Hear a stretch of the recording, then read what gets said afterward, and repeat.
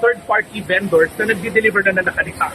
So 2 types yan, depending on the need. But right now, we're solely relying on our own repacking activity kasi we have enough naman volunteers, the machines are running, we have enough supply.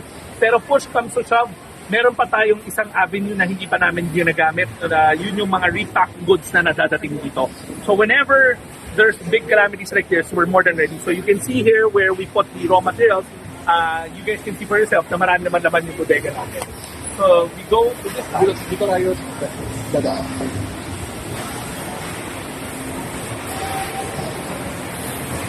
Yung pipe at after. Right. Yes, dapat.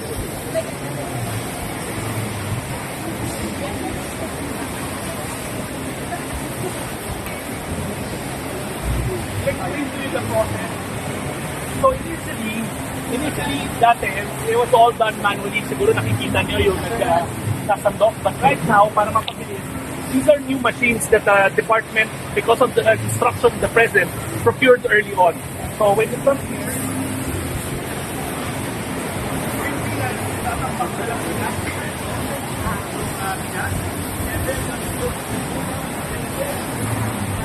Alright, so mga kabombo, si Secretary Rex Gatchalian sa DSWD na tig-susik sa production area din mismo sa BDSCR, mga kabombo. It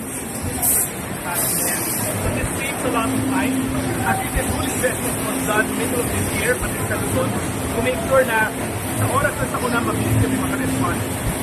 Dati nga, like I said, we were only producing 10 to 15,000. Now we can run as much as 25,000 a day.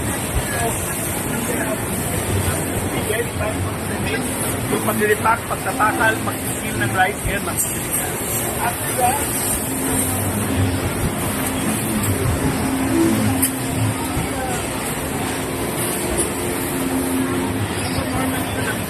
sa loob ng repack goods, di ba? It's vacuum sealed para fresh lagi yung laman niya. So dati ito, mano-mano tong process na to, but now it's fully automated. So the rice goes up, and then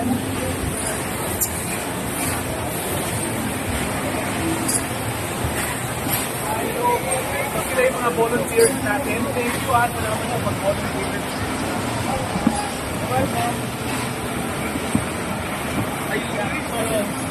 Then I'll start putting the other components, the goods, besides the rice.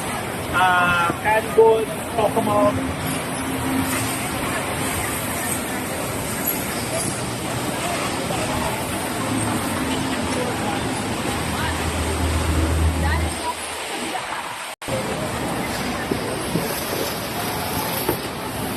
Basta radyo. Bombo radyo. Bombo radyo. Shout out.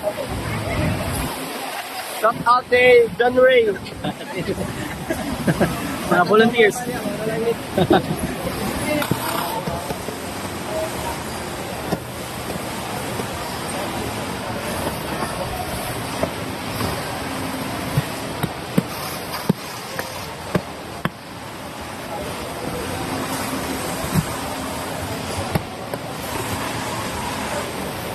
Sorry, we started early, maaga dumating yung flight ko.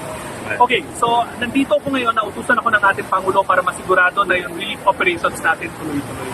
Kung matatandaan nyo, noong October 2, ang pangako ng ating Pangulo at ang assurance ng ating Pangulo sa mga local chief executives, sa mga mayor ng 12 na affected na LGU, tuloy-tuloy na daloy ng pagkain para sa mga apektadong pamilya.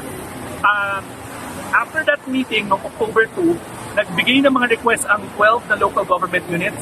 Ang total request was 216,000 family food packs. Now, as of last night, 3 days after that meeting, fully complied na kami. That serves as wave number 1. So meaning, ang role namin na ibigay ang mga food packs sa mga hiningi ng mga mayor, nasa kanila na lahat yon. I was told na right now, as we speak, yung last batch ng deliveries nila, dumadating na sa mga local government unit. At sila naman na magdidistribute sa kanilang mga constituents. So we should be done with 216,000 food packs by the end of today. Pero kami kahapon, na-dispatch na namin lahat yun. Bakit po nandito? Una, para matignan pang production line at nakita nyo naman, puno yung bodega natin. Huwag tayo mangamba sa mga naapektahan pamilya. meron po tayong sapat na mga goods at patuloy kaming naghahanda pa para sa mga susunod na wave. Ang tanong, may kabuntot pa ba yung naunang 216? Meron pa ho, may wave 2. In fact, bukas may meeting kami sa mga mayors, may governors, sa ating mga congressmen para pag-usapan ano naman yung numero na kailangan nila para sa second wave ng food packs sa kanilang mga local government units. Bago tumama yung lindol, meron tayong stockpile na 300,000.